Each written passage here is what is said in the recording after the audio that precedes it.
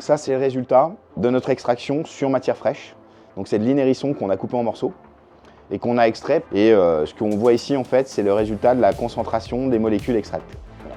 C'est ce que nous, on appelle une teinture mère. Et on va donc diluer cette teinture mère pour obtenir cette fiole. On va la diluer 1 fois, 2 fois, 3 fois, 4 fois, en fonction des principes actifs qu'on aura mesurés, de la concentration qu'on aura mesurée. Les compléments alimentaires à base de champignons médicinaux, on le vend en poupe. En 2023, ce marché pesait plus de 30 milliards de dollars dans le monde. Et en France, les compléments alimentaires ont généré près de 3 milliards d'euros rien qu'en 2024. Les champignons y occupent une place de plus en plus importante.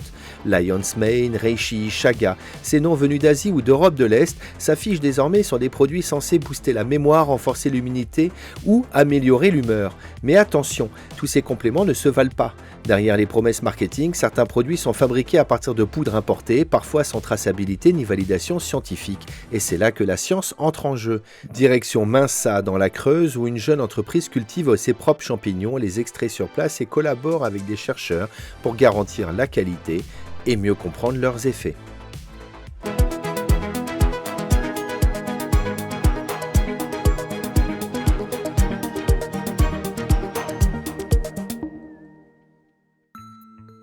Dans ce laboratoire, Jérôme Janin analyse les extraits liquides de champignons. Son objectif, mesurer la concentration des molécules actives, comme les bêta-glucanes ou les érinacines, réputés pour leurs effets sur le cerveau et les systèmes immunitaires.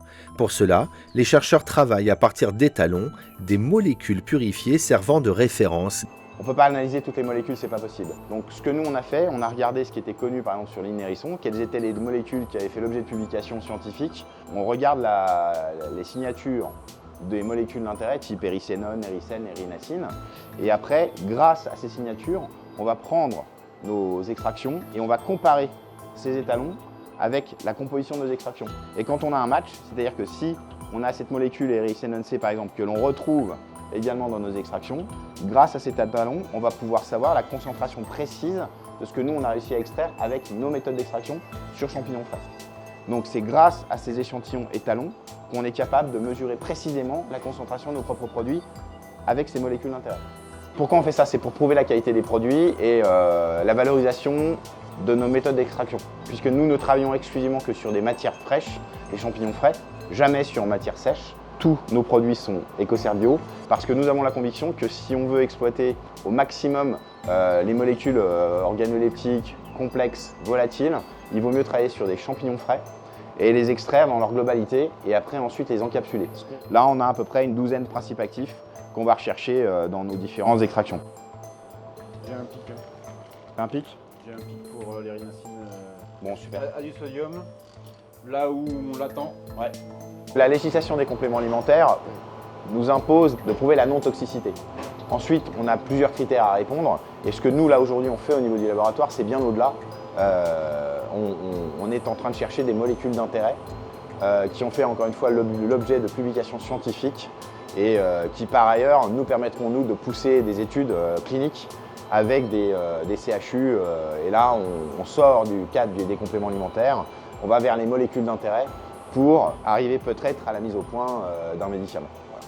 Mais il y a encore beaucoup de travail à faire et la première chose c'est identifier ces molécules qui par ailleurs encore une fois ont fait l'objectif d'articles scientifiques publiés qui donnent certaines propriétés à ces molécules.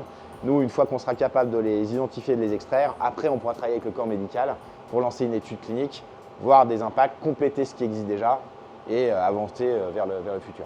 Pour répondre aux exigences scientifiques et améliorer la qualité de ses recherches, Jérôme prépare actuellement une thèse sous la direction de Bertrand, chercheur à l'université de Mont-de-Marsan. Assez rapidement, j'ai compris qu'il y avait une ressource scientifique, ou du moins une démarche scientifique tout à fait intéressante, puisque ce sont des molécules qui ont été beaucoup étudiées en Asie, qui sont extraites de champignons et qui présentent des propriétés tout à fait intéressantes.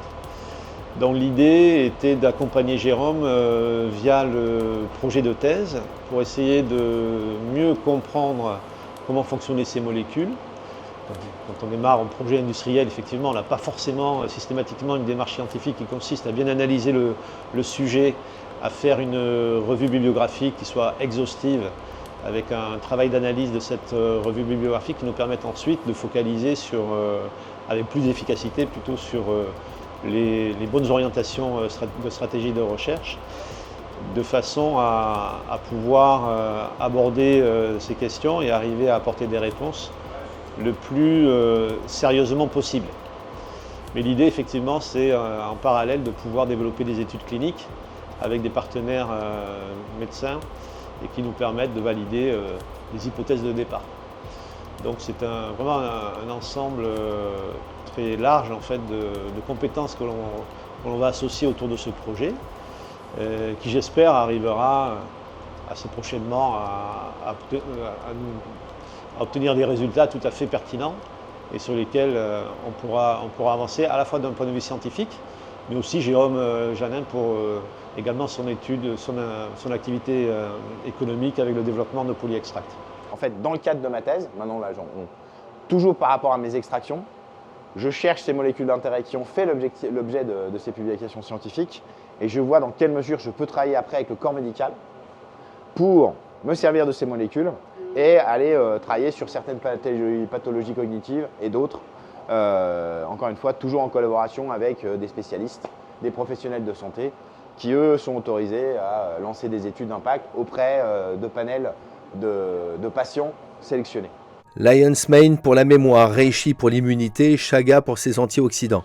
La jeune entreprise collabore avec Five Lives pour associer ses extraits à une application destinée aux patients d'Alzheimer et bientôt avec un psychiatre en Suisse. Ces partenariats illustrent une conviction, l'avenir des compléments alimentaires passe par la rigueur scientifique et que les champignons peuvent vraiment améliorer notre santé à condition de bien les connaître.